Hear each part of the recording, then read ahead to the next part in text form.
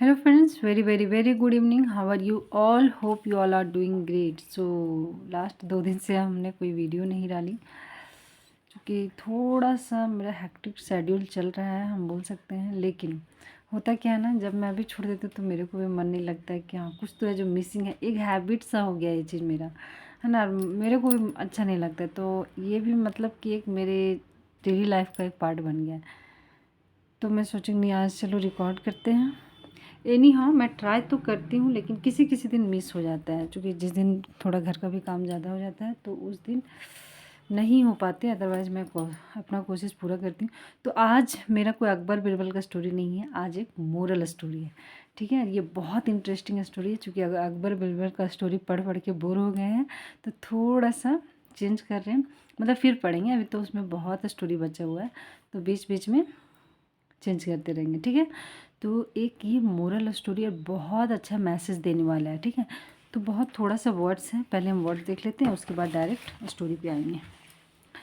तो इसमें बहुत लिमिटेड वर्ड है। वर्ड है हमारा पहला, डाइंग मीन्स होता है मरना।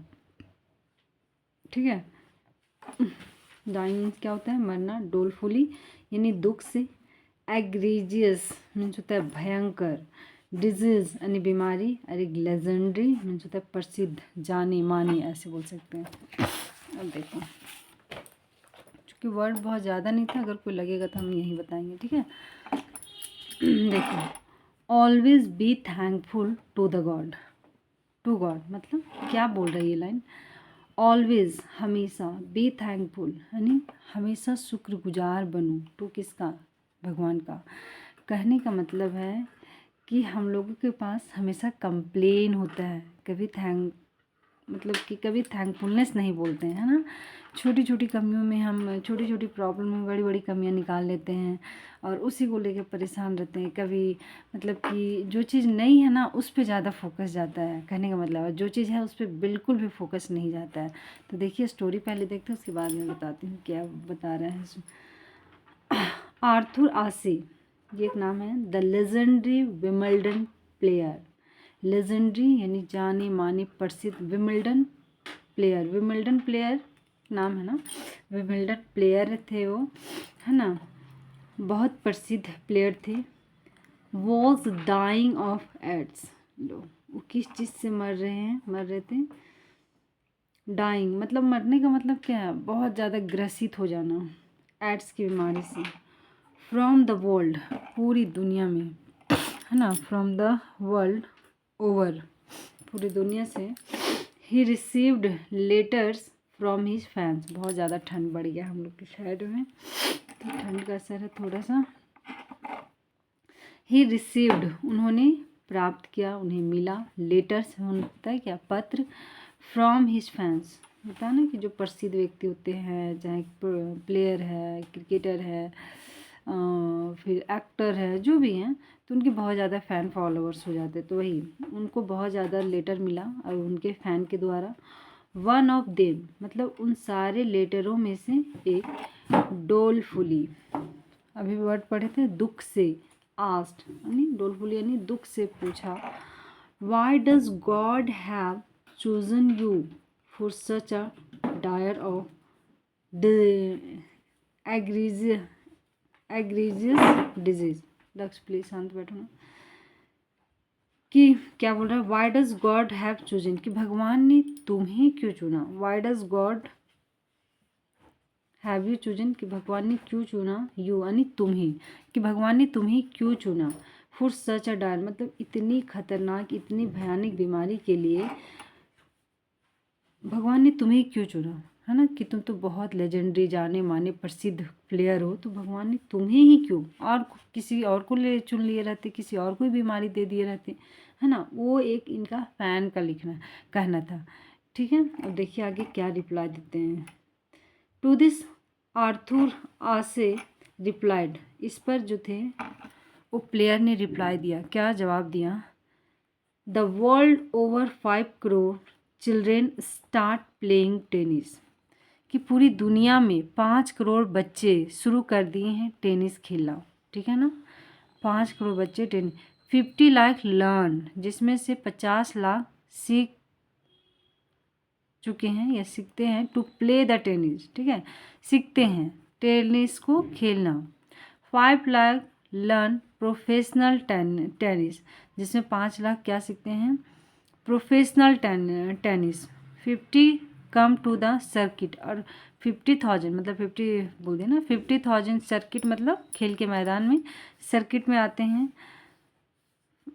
अब यहाँ 5 रीच द ग्रैंड स्लैम, जिसमें नंबर क्यों मैं गलत पढ़ रही हूँ, 5,000 reach the grand slam. Grand slam में कितने जाते हैं, 5,000 कितने जाते हैं, 5,000 ग्रैंड स्लैम में जाते हैं।